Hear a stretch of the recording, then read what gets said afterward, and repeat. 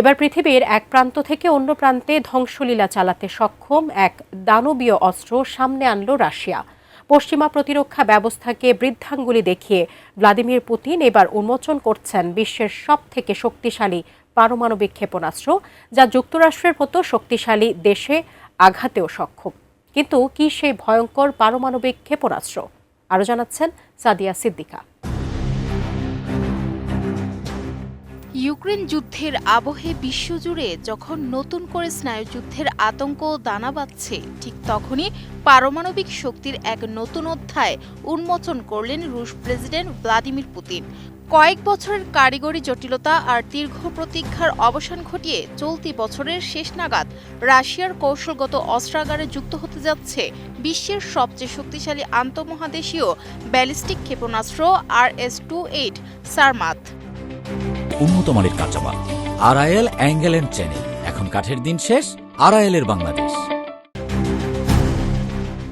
মঙ্গলবার রাশিয়ার রাষ্ট্রীয় টেলিভিশনে দেওয়া এক ভাষণে পুতিন এই ঘোষণা দেন, যা পশ্চিমা বিশ্বের জন্য এক বড় ধরনের সতর্কবার্তা হিসেবেই দেখা হচ্ছে।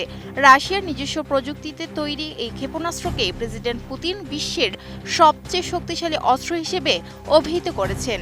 তিনি দাবি করেছেন, সারমাতের ওয়ারহেডের বিধ্বংসী ক্ষমতা বর্তমানের যে কোনো পশ্চিমা অস্ত্রের চেয়ে 4 গুণেরও বেশি। রয়টার্সের এক প্রতিবেদনে এই তথ্য নিশ্চিত করা হয়। বিস্ময়কর এই মারণাস্ত্রের পাল্লা প্রায় 35,000 কিলোমিটার বা 21,750 মাইলেরও বেশি। এর অর্থ হল রাশিয়া থেকে উৎক্ষেপণের পর কয়েক হাজার মাইল দূরে অবস্থিত যুক্তরাষ্ট্র কিংবা ইউরোপের যে কোনো লক্ষ্যবস্তুতে এটি নির্ভুলভাবে আঘাত হানতে সক্ষম। পুতিনের মতে, সারমাত বর্তমান সময়ের তো বটেই, এমনকি ভবিষ্যতের যে কোনো অত্যাধুনিক ক্ষেপণাস্ত্র প্রতিরক্ষা ব্যবস্থা ভেদ করার সক্ষমতা রাখে। রুশ কৌশলগত ক্ষেপণাস্ত্র বাহিনীর কমান্ডার সের্গেই কারাকায়েভ প্রেসিডেন্টের উপস্থিতিতে নিশ্চিত করেছেন, সারমাতের সর্বশেষ পরীক্ষাগুলো সফল হয়েছে। তিনি জানান, এই ক্ষেপণাস্ত্র ব্যবস্থায় সজ্জিত লঞ্চারগুলো মোতায়েন করা হলে রাশিয়ার স্থলভিত্তিক কৌশলগত পারমাণবিক বাহিনীর যুদ্ধ সক্ষমতা উল্লেখযোগ্যভাবে বৃদ্ধি পাবে।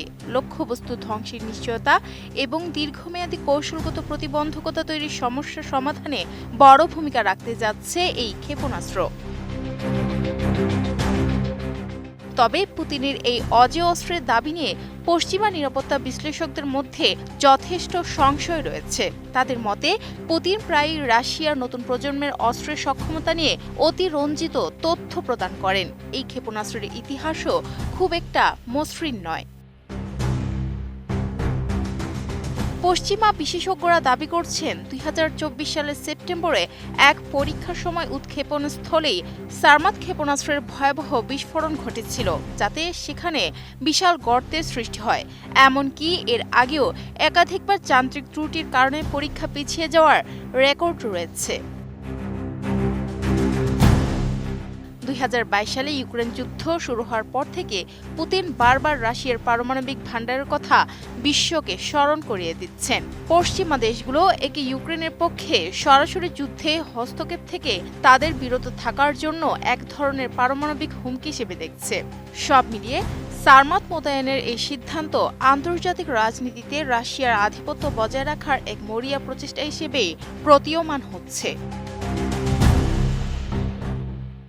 Sadia Siddika, ATN news.